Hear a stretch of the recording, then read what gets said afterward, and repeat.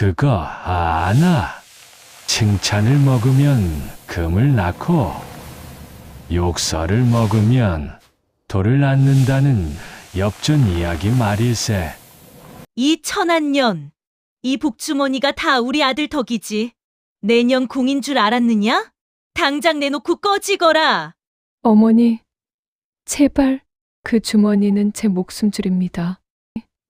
가져가시면 화를 입으십니다. 어디서 감히 어른에게 저주를 퍼부어? 이 도둑년, 당장 안 나가. 복덩이를 걷어차고 독설로 곡간을 채운 대가는 참혹했습니다. 김진사댁 황금이 길바닥 돌덩이로 변하는 데는 딱 하룻밤이면 충분했으니까요.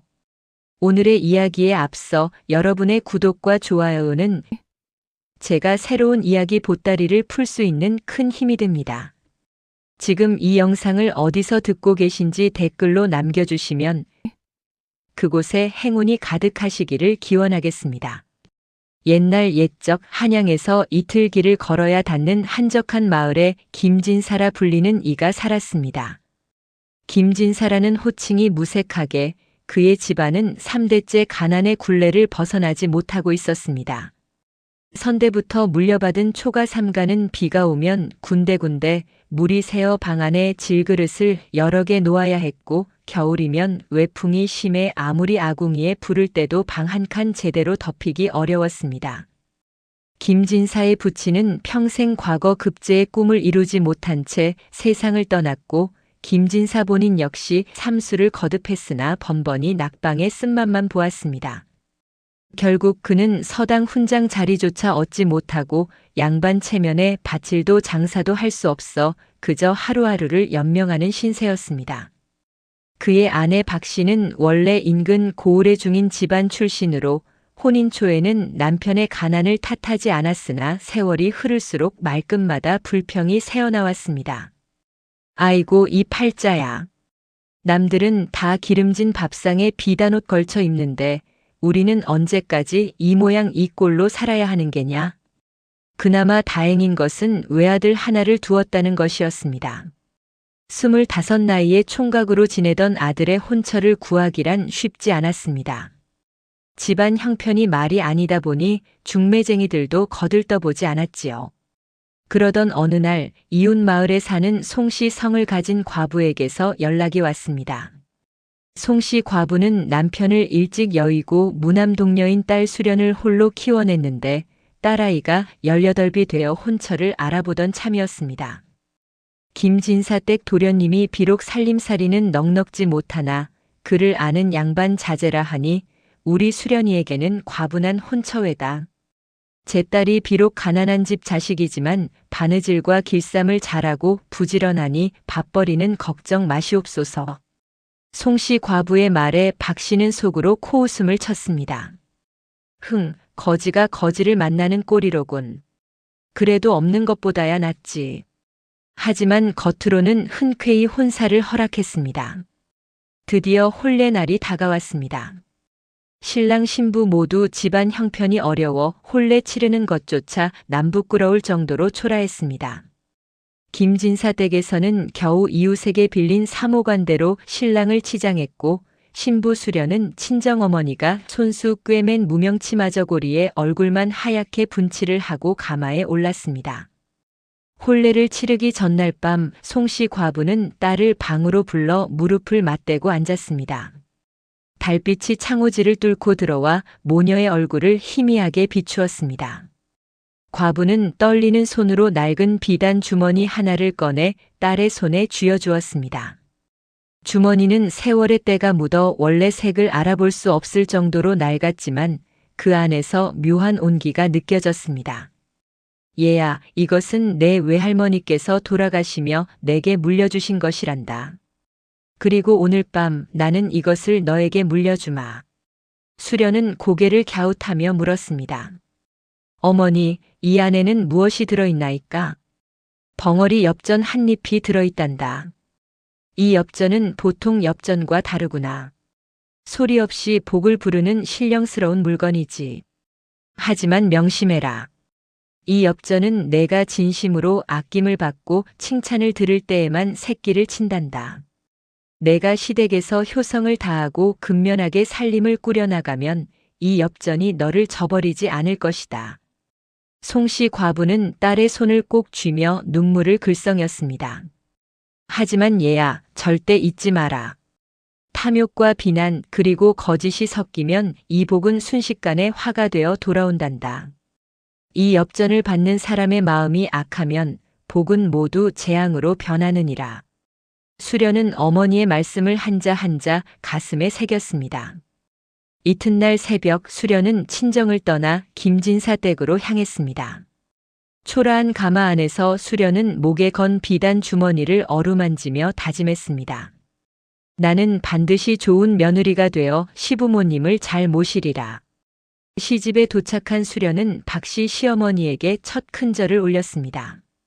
박씨는 며느리의 초라한 혼수를 보며 혀를 찼지만 수련의 맑은 눈동자와 단정한 몸가짐을 보고는 그나마 위안을 삼았습니다. 수련은 그날부터 새벽같이 일어나 부엌일을 거들었고 틈만 나면 바느질을 하여 해진 옷가지들을 꿰매었습니다. 그런데 이상한 일이 일어나기 시작했습니다. 수련이 시집 온 지 사흘째 되던 날 마당을 쓸고 있던 수련은 담장 아래 쌓인 낙엽 더미 속에서 묵직한 무언가를 발견했습니다. 조심스럽게 낙엽을 헤치자 거기에는 비단 보자기에 쌓인 엽전 한 꾸러미가 놓여 있었습니다.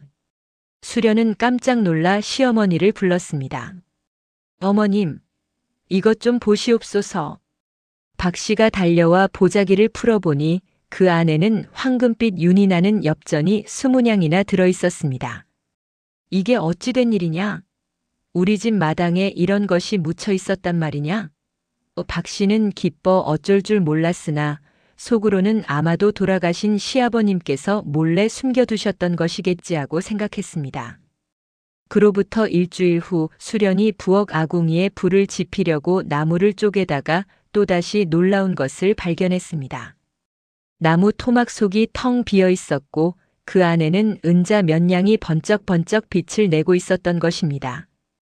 박씨는 이번에도 허허 조상님들께서 우리 가문을 돌보시는구나 하며 기뻐했지만 며느리와는 별 관련이 없다고 생각했습니다. 하지만 재물이 늘어나는 것은 거기서 그치지 않았습니다. 수련이 우물에서 물을 길어오면 그날따라 장독대의 장이 유난히 잘 익었고 수련이 쌀독을 열면 어제보다 쌀이 한 줌씩 더 차올라 있었습니다. 수련이 배를 짜면 명주실이 저절로 늘어나 한 필이 두 필이 되었고 수련이 씨앗을 뿌리면 다른 집보다 배로 싹이 돋아났습니다. 이런 일이 석 달, 6달, 1년을 거듭하자 김진사 댁은 놀라운 속도로 부유해졌습니다. 초가 삼가는 어느새 기와집으로 바뀌었고 쌀독과 장독은 항상 넘쳐났습니다. 마을 사람들은 입을 모아 말했습니다. 김진사 댁에 복덩이 며느리가 들어왔구만. 저 집 며느리가 들어온 뒤로 집안이 완전히 일어섰다네. 맞아, 저 며느리는 부지런하기도 하고 무엇보다 마음씨가 착해서 하늘이 돕는 모양이야. 마을 사람들의 칭찬이 들릴 때마다 수련의 목에 걸린 비단 주머니 속 벙어리 엽전은 따뜻하게 진동했습니다. 수련은 친정 어머니의 말씀이 거짓이 아니었음을 깨달았지요. 3년이 흐르자 김진사 댁은 마을에서 손꼽히는 만석군이 되었습니다. 곳간에는 쌀과 보리가 1000석이 넘게 쌓였고 금은 보화를 담은 괴짝이 방마다 하나씩 놓여 있었습니다. 김진사는 벼슬을 사서 당상관 자리까지 올랐고 아들은 신출내기 선비에서 이름난 유생으로 인정받았습니다. 이 모든 것이 수련이 시집 온 뒤 생긴 일이었습니다. 하지만 정작 박씨 시어머니의 마음속에는 기쁨 대신 질투가 자라나고 있었습니다. 전현이 무슨 복덩이란 말이냐. 이 모든 것은 우리 집안에 음덕이 쌓여서 그런 것이지 전현이 무슨 재주가 있다고. 박씨는 며느리가 공손하게 올리는 아침 문안에도 내년의 얼굴만 봐도 재수가 떨어진다며 쌀쌀맞게 대꾸했습니다. 수련이 정성껏 지은 아침 진지상을 받아들고도 이 묽은 죽이 뭐냐. 진지라고 올리는 것이 이 모양이냐 하고 트집을 잡았습니다. 마을 사람들이 수련 씨는 참 효부십니다 하고 칭찬할 때마다 박 씨는 속이 뒤틀렸습니다. 남들이 저녁만 추어올리니 나는 악한 시어머니가 되어버렸구나. 이래서야 내 체면이 말이 아니지. 박 씨의 시기는 날로 깊어져만 갔습니다. 특히 수련이 항상 목에 걸고 다니는 그 낡은 비단 주머니가 묘하게 신경 쓰였습니다.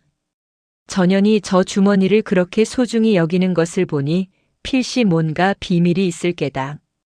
혹시 저 안에 집안을 부유하게 만드는 신령스러운 물건이라도 들어있는 것은 아닐까? 박 씨의 탐욕은 마침내 독이 되어 그녀의 이성을 갉아먹기 시작했습니다. 박 씨의 질투는 마치 골문 종기처럼 날이 갈수록 심해져만 갔습니다. 밤마다 잠자리에 들면 마을 사람들이 며느리를 칭찬하던 말들이 귓가에 맴돌았습니다. 수련 씨 덕분에 김진사 댁이 일어섰다더라. 저런 며느리를 둔 박 씨 부인은 복이 많으시지.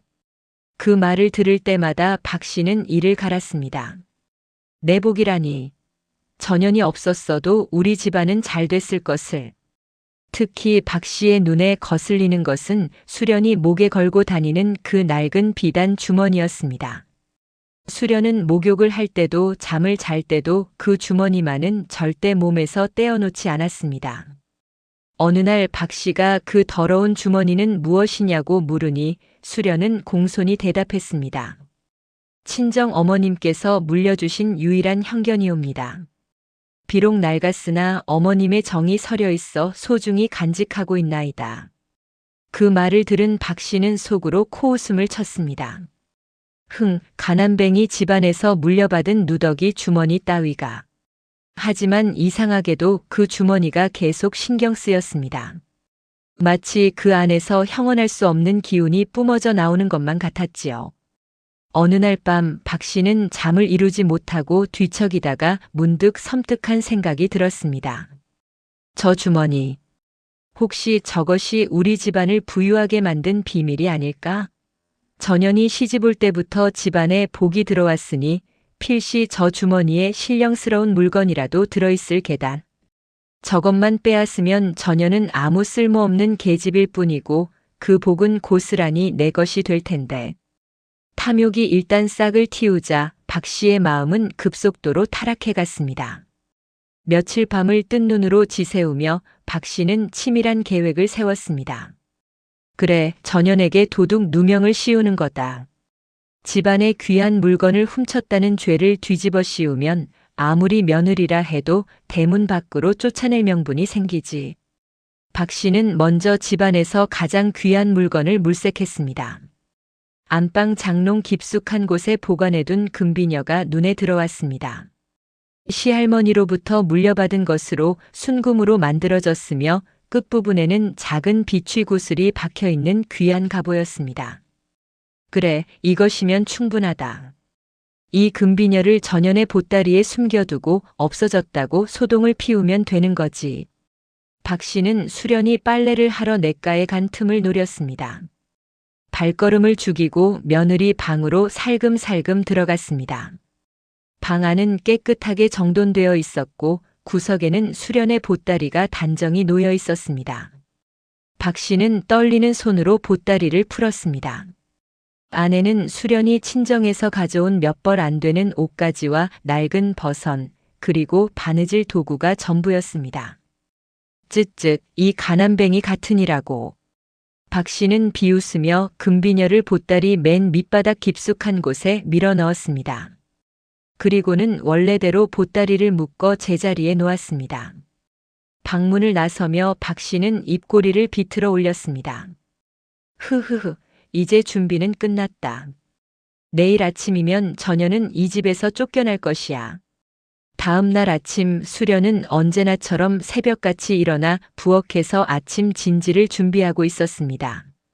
박 씨는 평소보다 늦게 일어나 안방으로 들어갔습니다. 잠시 후 집안이 떠나가라 비명소리가 터져 나왔습니다. 아이고, 아이고, 이게 무슨 일이냐? 내 금비녀가 없어졌다.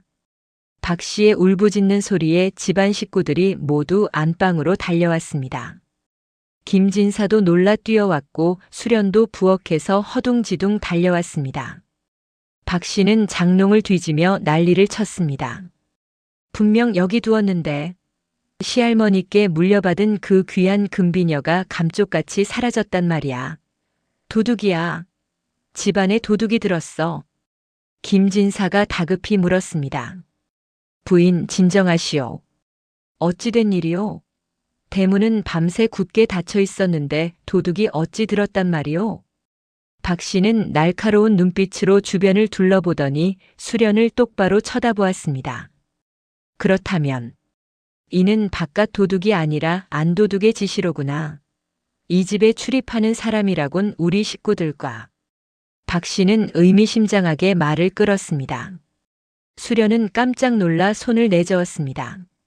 어머님, 설마 저를 의심하시는 것은 아니시겠지요? 저는 절대 그런 짓을 하지 않았나이다. 그럼 누가 했단 말이냐? 당장 내 방을 뒤져보자. 박 씨는 하인들을 불러 수련의 방을 샅샅이 뒤지라고 명령했습니다. 수련은 얼굴이 하얗게 질려서 고개를 저었습니다. 어머님, 제발 저를 믿어주십시오. 저는 절대로 남의 물건에 손댄 적이 없나이다. 하지만 박 씨는 들은 척도 하지 않았습니다. 하인들이 수련의 방으로 우르르 몰려가 이불을 걷어내고 장롱을 열고 구석구석을 뒤지기 시작했습니다. 수련은 떨리는 목소리로 애원했습니다. 어머님, 제발. 저는 정말 아무것도 하지 않았나이다. 제가 언제 어머님의 물건을 탐낸 적이 있사옵니까? 그때 수련의 보따리를 뒤지던 하인 하나가 소리쳤습니다. 마님, 여기 있습니다. 금비녀가 이 보따리 속에 있습니다. 순간 방 안이 쥐 죽은 듯 조용해졌습니다. 하인은 보따리 밑바닥에서 번쩍이는 금비녀를 꺼내 들었습니다. 빛이 구슬이 아침 햇살을 받아 푸르게 빛났습니다. 수련은 그 광경을 보고 눈앞이 캄캄해졌습니다. 아니옵니다. 그것은 제가 넣은 것이 아니옵니다. 누군가 저를 모함하려고 일부러 넣어둔 것이옵니다. 박 씨는 기다렸다는 듯이 수련에게 달려들어 따귀를 후려쳤습니다. 이 뻔뻔한 년. 증거가 이렇게 나왔는데도 발뺌을 하느냐. 내가 너를 이렇게까지 믿었는데 내년이 감히 우리 집안의 가보를 훔치다니. 어머님, 정말 아니옵니다. 저는. 수련은 무릎을 꿇고 흐느껴 울었습니다. 눈물이 뺨을 타고 주르르 흘러내렸습니다. 김진사도 난처한 표정으로 며느리를 내려다보았습니다. 수련아, 어찌 이럴 수가 있느냐. 내가 그토록 효성이 지극하다 생각했는데. 아버님, 저는 정말 억울하옵니다. 제가 언제. 하지만 박 씨는 수련의 말을 끊고 몽둥이를 들어 내리쳤습니다. 닥쳐라, 이 도둑년아. 내년 같은 것은 당장 내 집에서 썩 꺼져야 한다. 박 씨는 수련의 머리채를 움켜쥐고 마루 밖으로 질질 끌어냈습니다. 수련은 비명을 지르며 버둥거렸지만 박 씨의 힘은 분노로 가득 차 있었습니다. 마당까지 끌려온 수련은 흙바닥에 내팽개쳐졌습니다. 제발 한 번만 더 기회를 주십시오. 수련은 온몸이 흙투성이가 된 채 두 손을 모아 빌었습니다. 박 씨는 수련의 옷가지를 모두 끌어내어 마당에 집어던졌습니다. 내년 같은 도둑년에게 무슨 기회를 준단 말이냐. 당장 내 옷가지나 챙겨서 꺼지거라. 다시는 내 집 문턱에 얼씬도 하지 마라. 박 씨는 수련의 저고리까지 찢어발기며 욕설을 퍼부었습니다. 그리고 마침내 수련의 목에 걸린 비단 주머니를 발견했습니다. 박 씨의 눈이 번뜩 빛났습니다. 바로 저것이다. 이것도 내가 훔친 것이겠지. 박 씨는 거칠게 손을 뻗어 수련의 목에서 비단 주머니를 낚아챘습니다. 끈이 팽팽하게 당겨지더니 똑 하고 끊어졌습니다. 안 됩니다. 그것만은 안 됩니다. 수련은 필사적으로 손을 뻗었지만 박 씨는 주머니를 품 안에 감추며 비웃었습니다. 내년이 이렇게까지 아끼는 것을 보니 필시 훔친 물건이 더 들어있겠구나. 이것은 내가 압수한다. 결국 수련은 거의 알몸이나 다름없는 누더기 차림으로 대문 밖 차가운 길바닥에 내동댕이 쳐졌습니다. 쾅! 대문이 거칠게 닫혔고 수련은 그 자리에 주저앉아 통곡했습니다. 하늘에서는 차가운 가을비가 내리기 시작했습니다. 며느리를 대문 밖으로 내쫓은 박 씨는 숨을 헐떡이며 안방으로 돌아왔습니다. 손에는 수련에게서 빼앗은 낡은 비단 주머니가 꼭 쥐어져 있었습니다. 방문을 걸어 잠그고 박 씨는 떨리는 손으로 등잔에 불을 밝혔습니다. 주황빛 불빛이 방 안을 은은하게 비추자 박 씨는 비단 주머니를 무릎 위에 올려놓고 희죽희죽 웃기 시작했습니다. 흐흐흐. 드디어 이것이 내 손에 들어왔구나. 전연이 그토록 소중히 여기던 것이니 필시 대단한 보물이 들어있을 게다. 박 씨는 마치 어린아이가 선물 보따리를 뜯듯이 조심스럽게 주머니의 입구를 풀었습니다. 세월의 때가 묻은 비단 끈이 스르르 풀리고 주머니 입이 벌어졌습니다. 박 씨가 안을 들여다보니 그 안에는 오래되어 보이는 엽전 한 잎이 놓여 있었습니다. 하지만 그것은 보통 엽전이 아니었습니다. 달빛을 받은 듯 은은한 황금빛이 감돌았고 표면에는 알아볼 수 없는 고대 문자가 새겨져 있었습니다. 고작 엽전 하나라니. 하지만 이 빛깔을 보아하니 순금으로 만든 것이 틀림없어. 게다가 전연이 그토록 아끼던 것이니 분명 신령스러운 힘이 있을 게야. 박 씨는 엽전을 꺼내 손바닥 위에 올려놓았습니다. 묘하게도 그 엽전은 따뜻한 온기를 뿜어내고 있었습니다. 이제 이 모든 복은 다 내 것이다. 그 재수 없는 년은 갔으니 앞으로 이 집안의 부귀영화는 오롯이 나만의 것이로다. 박 씨는 엽전을 쓰다듬으며 탐욕스러운 웃음을 터뜨렸습니다. 흐흐흐. 이제 이 엽전의 힘으로 나는 천하를 호령하리라. 더 많은 금은 보화를, 더 높은 지위를. 바로 그 순간이었습니다.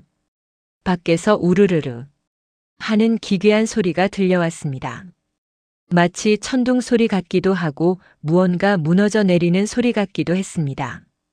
박 씨는 소스라치게 놀라 벌떡 일어났습니다. 지금 무슨 소리냐?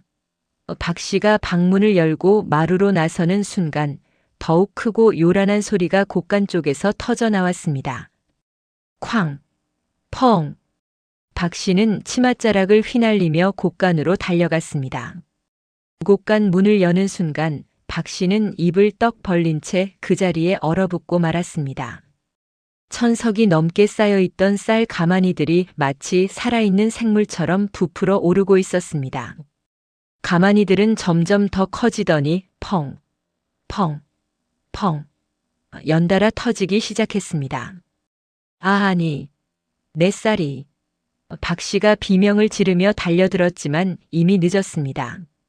터진 가마니에서 쏟아져 나온 것은 고소한 향기를 풍기는 하얀 쌀알이 아니었습니다. 거칠고 차갑고 축축한 강모래였습니다. 회색빛 모래들이 우수수 쏟아져 나와 곳간 바닥을 뒤덮었습니다. 이게 무슨 일이냐? 내 쌀이 왜 모래가 되는 거냐? 박 씨는 떨리는 손으로 모래를 한 움큼 쥐었습니다. 손가락 사이로 스르르 흘러내리는 것은 분명 모래였습니다. 절망에 빠진 박 씨는 다른 가마니들을 확인했지만 모든 가마니가 똑같았습니다. 하얀 쌀은 온데간데 없고 그 자리를 비릿한 냄새를 풍기는 강모래가 차지하고 있었습니다. 안 돼. 보리는 무사하겠지. 박 씨는 곳간 구석에 쌓아둔 보리 가마니들에게 달려갔습니다. 하지만 가마니에 손을 대는 순간 그것들도 펑 하고 터지며 안에서 잡석과 자갈들을 쏟아냈습니다. 박 씨는 주저앉아 머리를 쥐어뜯었습니다. 이럴 수가 있느냐?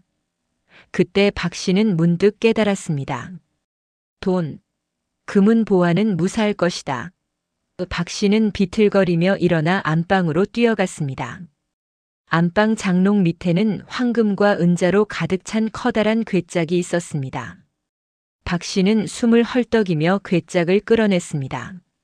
자물쇠를 여는 손이 심하게 떨렸습니다. 딸깍 자물쇠가 열리고 박 씨는 괴짝 뚜껑을 확 젖혔습니다. 그 순간 박 씨의 얼굴에서 모든 혈기가 빠져나갔습니다. 눈부시게 빛나던 황금 덩어리들은 어느새 시커먼 돌덩이로 변해 있었습니다. 반짝이던 은자들은 거친 화강암 조각이 되어 괴짝을 가득 채우고 있었습니다. 박 씨가 믿을 수 없다는 듯 손을 뻗어 돌덩이를 만지는 순간 그것들이 우르르 쏟아져 나왔습니다. 무거운 돌덩이들이 박 씨의 발등 위로 떨어졌습니다. 아! 박 씨는 비명을 지르며 뒤로 물러섰습니다. 발등에서는 뼈가 으스러지는 듯한 통증이 밀려왔습니다. 하지만 그것보다 더 큰 것은 정신적 충격이었습니다. 3년 동안 쌓아올린 모든 재산이 눈앞에서 하찮은 돌과 모래로 변해버린 것입니다. 이것은 필시 전연이 저주를 걸어놓고 간 게 분명해. 박 씨는 분노로 몸을 떨며 소리쳤습니다. 그래, 저 못된 년이 주머니에 저주를 걸어놔서 이런 일이 생긴 거야. 어찌 감히 시어머니에게 이런 짓을. 박 씨가 수련을 향해 독한 욕설을 퍼붓는 순간 집안에서 또다시 이상한 일들이 벌어지기 시작했습니다.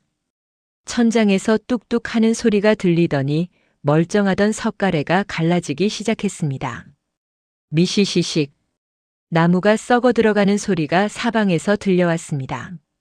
박 씨가 황급히 마루로 나왔을 때 더욱 경악스러운 광경이 펼쳐졌습니다.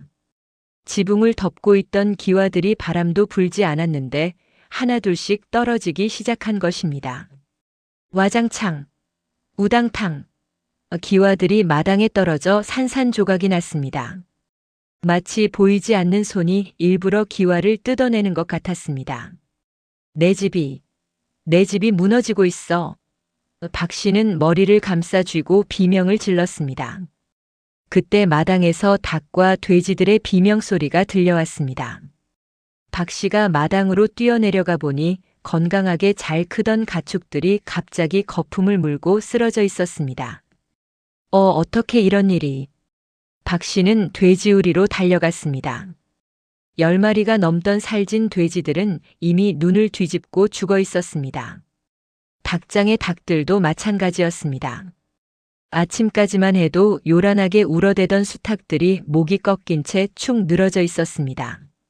천벌이다. 이것은 천벌이야. 박 씨는 그 자리에 주저앉아 흐느끼기 시작했습니다. 하지만 그녀의 입에서는 여전히 며느리를 저주하는 말들이 흘러나왔습니다. 다 그년 때문이야. 그 못된 도둑년이 우리 집안을 망치려고 일부러 저주를 걸어놓고 간 거라고. 내가 그년을 잡기만 하면. 박 씨가 악담을 내뱉을 때마다 집안의 재앙은 더욱 빠르게 진행되었습니다. 우물물이 갑자기 시커멓게 변하더니 썩은 냄새를 풍기기 시작했습니다. 장독대의 장항아리들이 저절로 뒤집어지며 정성껏 담가둔 장들이 마당에 쏟아졌습니다. 방 안의 가구들은 먹던 좀벌레가 단 하루 만에 30년은 먹은 것처럼 구멍투성이가 되어버렸습니다. 박 씨는 눈물과 콧물을 흘리며 비단 주머니를 꺼내 들었습니다. 아까까지만 해도 온기를 뿜던 그 주머니는 이제 얼음장처럼 차갑게 식어 있었습니다. 안에 든 벙어리 엽전도 더 이상 황금빛을 내지 않았습니다. 그저 낡고 녹슨 고철 덩어리처럼 보일 뿐이었습니다. 이게 다 무슨 소용이란 말이냐? 박 씨는 주머니를 마루 바닥에 내팽개쳤습니다. 하지만 주머니는 아무 소리도 내지 않았습니다. 마치 박 씨의 탐욕과 악행에 대한 침묵의 심판처럼 그 주머니는 그저 조용히 바닥에 누워있을 뿐이었습니다.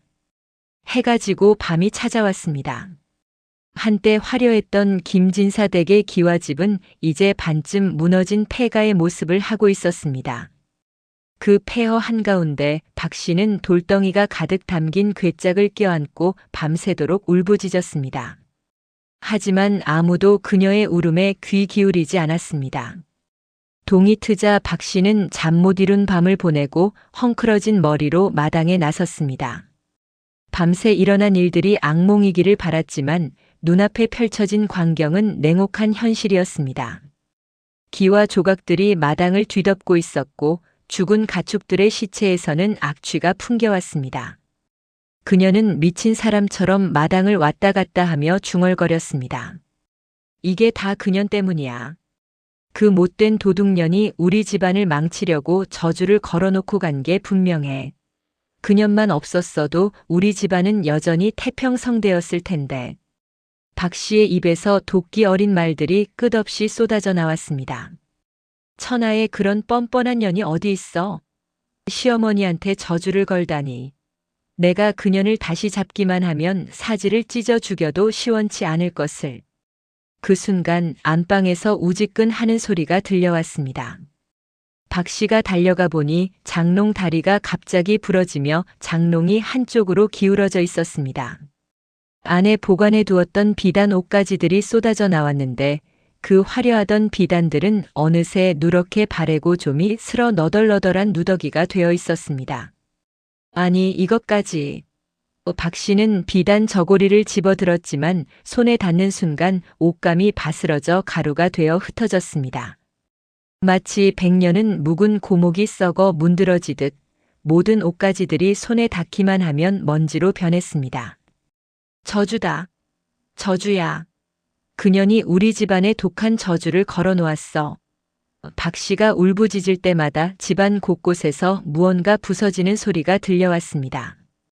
부엌의 옹기들이 저절로 금이 가며 깨졌고 대들보에서는 뚝뚝 나무가 갈라지는 소리가 끊임없이 흘러나왔습니다. 소문은 빠르게 마을 전체로 퍼져나갔습니다.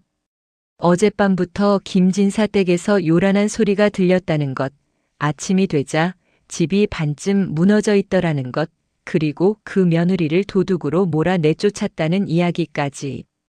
마을 사람들은 우물가에 모여 수군거렸습니다. 쯧쯧, 그 착한 며느리를 도둑으로 몰아내다니. 저런 악독한 시어머니가 어디 있담? 내 말이 그 말이야. 그 며느리가 시집 온 뒤로 저 집안이 일어섰는데 복덩이를 차버린 꼴이지. 천벌을 받은 게야. 사람이 저렇게 모질면 못 쓰는 거지. 복도 사람 보고 들어온다더니 저런 악한 사람한테는 복도 등을 돌리는 법이야. 마을의 노인 하나가 고개를 저으며 말했습니다. 내 살아온 70평생 저런 빠른 망조는 처음 보내 그려. 하루아침에 만석군이 거지가 되다니. 이는 분명 하늘이 노하신 게로다. 김진사는 집안 구석에 앉아 머리를 싸매고 있었습니다. 아내가 며느리에게 누명을 씌운 것을 뒤늦게 알게 된 그는 분노와 절망에 빠져 있었습니다.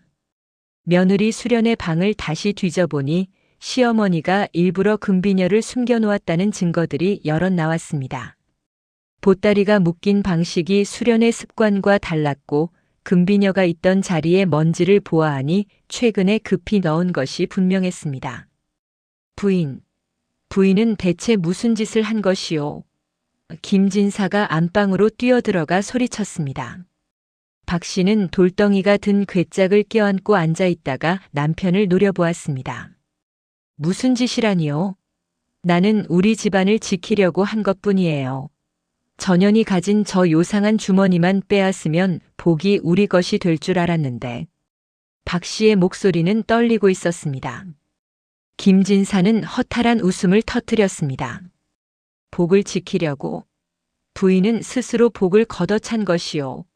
착한 며느리를 도둑으로 몰아 쫓아내고 이제 우리에게 남은 것이 무엇이요? 돌덩이와 모래뿐이 아니오. 그건 전현이 저주를 걸어놔서. 박 씨는 변명을 늘어놓았지만 자신의 말에도 확신이 없었습니다. 저주라니. 이것은 부인 스스로 자초한 재앙이요. 김진사는 주먹으로 벽을 내리쳤습니다. 그 순간 벽에 금이 가며 흙이 우수수 떨어져 내렸습니다. 나는 더 이상 이 집에 머물 수 없소. 부인과도 함께할 수 없소. 김진사는 몸을 돌려 방을 나갔습니다. 박 씨는 뒤따라가며 소리쳤습니다. 여보, 나를 두고 어디를 간다는 거예요? 우리가 30년을 함께 살았는데. 30년을 함께 살았기에 더욱 실망스럽소. 부인의 탐욕과 악독함이 이 지경까지 올 줄은 몰랐소. 김진사는 대답도 하지 않고 사랑방으로 가서 간단한 짐을 꾸렸습니다. 그들의 아들도 방에서 나와 아버지 앞에 무릎을 꿇었습니다. 아버지, 저도 함께 떠나겠습니다. 제 아내가 이런 누명을 쓰고 쫓겨났는데 저는 아무것도 하지 못했습니다. 저는 이 집안이 부끄럽습니다. 박 씨는 아들에게 달려가 소매자락을 붙잡았습니다. 얘야, 내가 어미를 버리고 가겠다는 게냐? 내 아내는 도둑이었어. 도둑. 어머니. 아들은 어머니의 손을 뿌리치며 소리쳤습니다. 수련이는 도둑이 아니었습니다. 어머니가 일부러 누명을 씌운 것 아닙니까? 저는 이 진실을 알고도 아무 말 못한 제 자신이 부끄럽습니다. 박 씨는 그 자리에 주저앉았습니다. 남편과 아들이 각자 보따리를 들고 대문을 나서는 모습을 넋놓고 바라볼 수밖에 없었습니다. 가지 마. 제발 가지 마. 그녀의 목소리는 바람에 흩어져 사라졌습니다. 하인들도 하나둘 짐을 꾸렸습니다. 가장 오래 일했던 늙은 하인이 박 씨 앞에 섰습니다. 마님, 저희도 이제 떠나겠습니다. 녹봉을 주실 형편도 안 되실 뿐더러 무너져가는 집에 더 머물 수는 없습니다. 너희들마저 나를 버리느냐? 박 씨는 애원하듯 물었습니다. 늙은 하인은 고개를 저었습니다. 마님께서 스스로 복을 걷어차셨습니다. 수련 마님은 정말 좋은 분이셨는데 마님의 탐욕이 이 모든 것을 망쳤습니다. 그는 깊은 한숨을 쉬고는 다른 하인들과 함께 대문을 나섰습니다. 사흘째 되는 날 안채의 대들보가 완전히 썩어 무너져 내렸습니다. 우르르 콰르르. 지붕이 무너지며 먼지와 기와 조각들이 사방으로 튀었습니다. 박 씨는 간신히 밖으로 빠져나와 마당에 주저앉았습니다.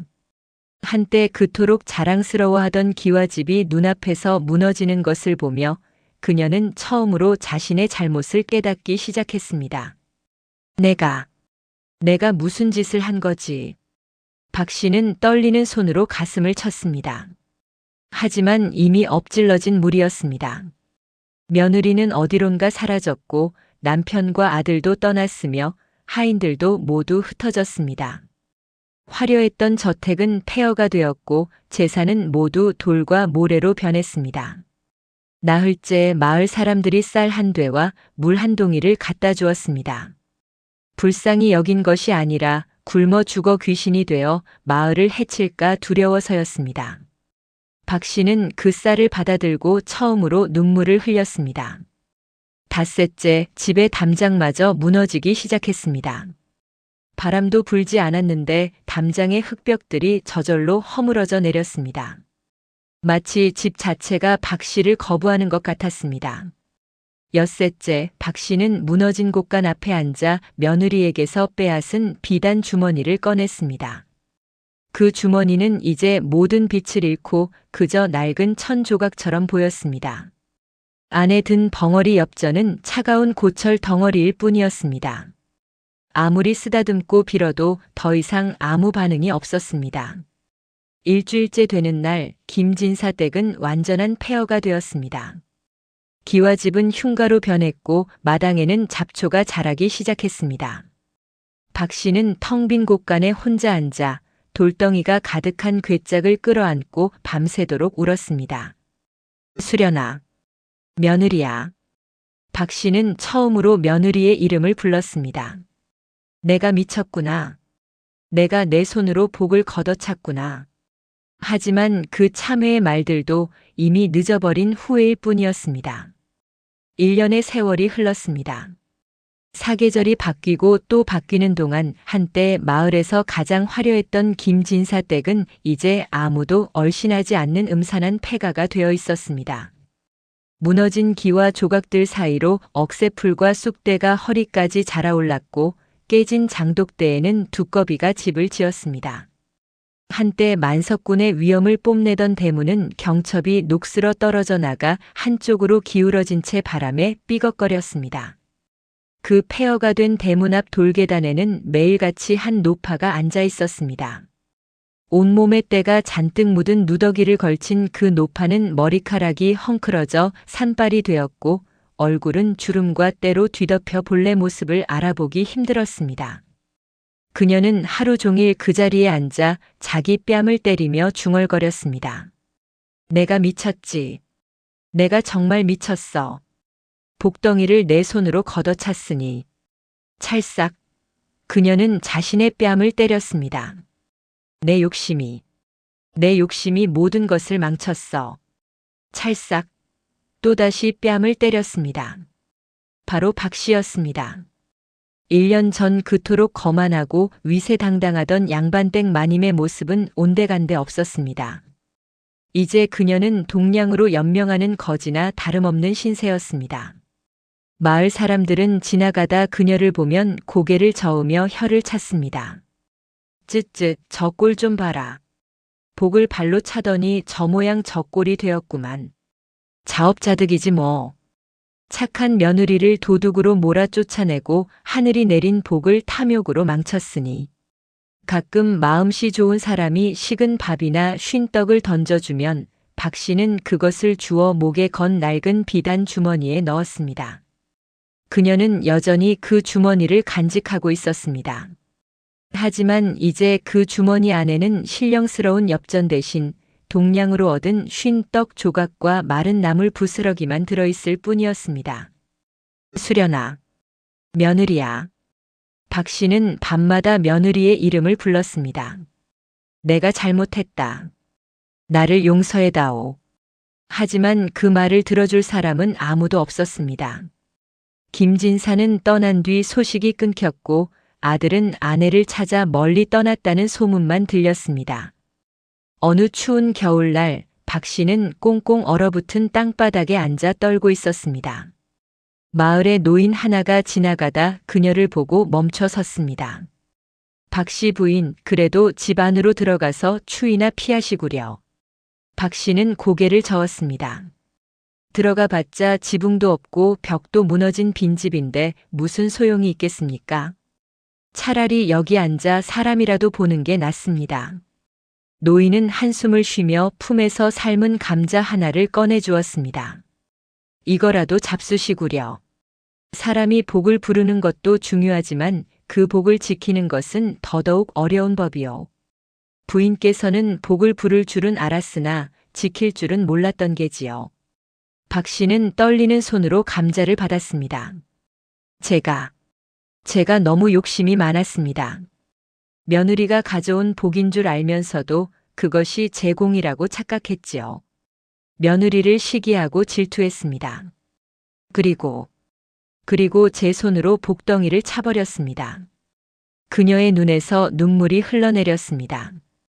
이제 와서 후회해봤자 무슨 소용이 있겠습니까?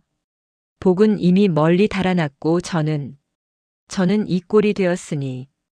한편 그로부터 사흘 걸리는 먼 마을에서는 전혀 다른 이야기가 펼쳐지고 있었습니다.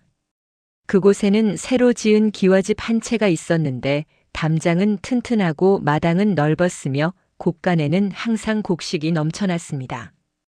그 집 대문에는 덕산댁이라는 현판이 걸려 있었고 마을 사람들은 그 집을 복 많은 집이라 불렀습니다.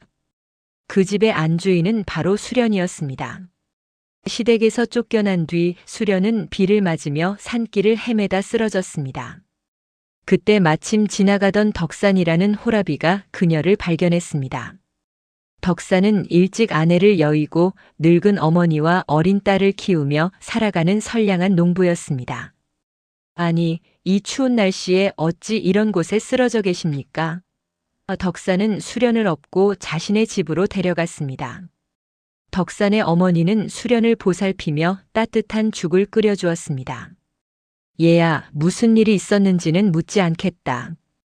하지만 내가 악한 사람이 아니라는 것은 내 눈을 보면 알 수 있구나. 우리 집이 가난하지만 내가 의지할 곳이 없다면 여기서 쉬어가거라. 수련은 눈물을 흘리며 고개를 숙였습니다. 감사합니다. 정말 감사합니다. 그렇게 수련은 덕산의 집에 머물게 되었고 성실히 일하며 덕산의 늙은 어머니를 정성껏 모셨습니다. 어린 딸아이에게는 친어머니처럼 따뜻하게 대해주었습니다. 석 달이 지나고 덕산의 어머니가 말했습니다. 얘야, 우리 며느리가 되어주지 않겠느냐? 내가 온 뒤로 우리 집안에 웃음꽃이 피었단다. 우리 아들도 너를 좋은 사람이라 여기고 어린 것도 너를 따른다. 수련은 겸손히 대답했습니다. 저는 이미 한 번 시집을 갔던 몸입니다. 제가 과연 자격이 있을는지. 자격이고 뭐고 다 필요 없다. 사람이 중요한 게지 과거가 뭐가 중요하단 말이냐. 내 마음씨를 보니 너야말로 하늘이 우리 집에 보내준 복덩이다. 덕산의 어머니는 수련의 손을 꼭 잡았습니다. 그렇게 수련은 덕산과 새로운 인연을 맺었습니다. 그리고 신기한 일이 다시 시작되었습니다. 수련이 밭을 일구니 다른 집보다 배로 곡식이 자랐고 수련이 우물물을 기르니 물맛이 더욱 달아졌습니다. 수련이 길쌈을 하면 명주가 저절로 늘어났고 장을 담그면 유난히 맛이 좋았습니다. 덕산의 집안은 1년도 되지 않아 마을에서 가장 넉넉한 집이 되었습니다. 하지만 이번에는 달랐습니다. 덕산의 어머니는 늘 말했습니다. 이 모든 것이 우리 며느리 덕분이다. 수련이가 없었다면 우리는 여전히 가난했을 것이야. 마을 사람들도 입을 모아 칭찬했습니다. 수련 씨는 정말 효부십니다. 시어머니를 친어머니보다 더 잘 모십니다. 저런 며느리를 둔 집안은 복을 받을 수밖에 없지요. 수련은 여전히 목에 비단 주머니를 걸고 다녔습니다. 박 씨에게 빼앗겼던 그 주머니는 기적처럼 다시 수련에게 돌아왔습니다. 수련이 쓰러져 있던 바로 그 자리에 비갠 뒤 무지개가 뜬 아침에 그 주머니가 놓여 있었던 것입니다. 주머니 안에 벙어리 엽전은 다시 황금빛 윤을 내며 따뜻한 온기를 뿜어내고 있었습니다. 어느 봄날 수련은 덕산의 어머니와 함께 장에 갔다가 우연히 옛 마을에서 온 행상인을 만났습니다. 행상인은 김진사 댁의 소식을 전했습니다. 그 집 완전히 망했지요. 박 씨 부인은 거짓골로 폐가 앞에 앉아 하루 종일 자기 뺨을 때리며 운다고 합니다. 며느리를 도둑으로 몰아 쫓아낸 죗값을 톡톡히 치르고 있는 거지요. 수련은 잠시 눈을 감았습니다. 미움이나 원망은 없었습니다. 다만 안타까운 마음뿐이었습니다. 그분도 참 불쌍한 분이십니다. 탐욕에 눈이 멀어 스스로를 망치셨으니. 덕산의 어머니가 수련의 손을 토닥였습니다. 내가 그런 악한 사람을 용서할 수 있다니 정말 대단하구나. 그래서 하늘이 너에게 복을 주는 게다. 그날 밤 수련은 비단 주머니를 꺼내 들고 창밖의 달을 바라보았습니다. 친정어머니의 말씀이 떠올랐습니다. 이 엽전은 너를 진심으로 아끼는 이들의 칭찬과 사랑을 먹고 자란단다. 하지만 탐욕과 비난이 섞이면 복은 순식간에 화가 될 수도 있다. 어머니. 수련은 하늘을 올려다보며 속삭였습니다. 딸이 어머니의 가르침을 잊지 않고 있습니다. 복은 욕심으로 잡는 것이 아니라 진심으로 대접받을 때 찾아오는 것이라는 것을요. 비단 주머니 속의 벙어리 엽전이 은은한 빛을 내며 진동했습니다. 마치 수련의 말에 동의하듯 따뜻한 온기가 그녀의 손바닥을 감쌌습니다. 그로부터 몇 해가 더 흘렀습니다. 수련의 집안은 3대가 편안히 살 만큼 부유해졌지만 수련은 결코 교만하지 않았습니다. 가난한 이웃에게는 쌀을 나눠주었고 어려운 사람을 보면 손을 내밀었습니다. 그럴 때마다 비단 주머니는 더욱 환하게 빛났습니다. 마을 사람들은 수련의 집을 보며 말했습니다. 복은 사람을 따라 들어오지만 그 복을 머무르게 하는 것은 그 사람의 마음씨다. 덕산댁 마님처럼 선한 마음을 가진 사람에게는 복이 떠나지 않는 법이지. 먼 곳 폐허가 된 김진사 댁 앞에서는 여전히 박 씨가 앉아 자신의 뺨을 때리며 후회하고 있었습니다. 내가 복덩이를 발로 찼구나. 내가 내 손으로 복을 걷어찼어. 하지만 아무리 후회해도 이미 엎질러진 물은 다시 담을 수 없었습니다. 훗날 사람들은 이 이야기를 전하며 말했습니다. 복은 사람이 가져오는 것이나 그 복을 머무르게 하는 것은 본인의 마음씨다. 제 복을 발로 찬 자에게 돌아오는 것은 오직 시린 후회뿐이다. 그러니 복을 만났거든 탐하지 말고 감사할 줄 알아야 하며 복을 가져온 이를 귀히 여길 줄 알아야 하느니라. 오늘 이야기는 여기까지입니다. 며느리의 진심 어린 칭찬을 가로채려다 제 입술에 독설로 무너져 내린 김진사 댁의 최후, 여러분은 어떻게 보셨습니까? 뿌린 대로 거두고 뱉은 대로 돌아온다는 옛말은 결코 틀린 법이 없나 봅니다. 복이란 억지로 뺏는 것이 아니라 스스로의 고운 심성으로 담아내는 그릇과 같으니 말입니다. 혹시 이 이야기보다 더 처절하고 기막힌 복수극을 찾으시나요? 끓는 물에 눈이 멀어 쫓겨났던 여인이 10년 뒤 신령이 되어 돌아온 사건, 눈먼 며느리의 피눈물 나는 복수 이야기도 준비되어 있습니다. 지금 바로 영상을 눌러 그 통쾌한 결말을 확인해 보시지요. 여러분의 소중한 구독과 좋아요는 더 좋은 이야기를 찾아올 수 있는 큰 힘이 됩니다. 오늘도 복된 하루 보내시길 바랍니다. 지금까지 조선야담 낭독극장이었습니다. 감사합니다.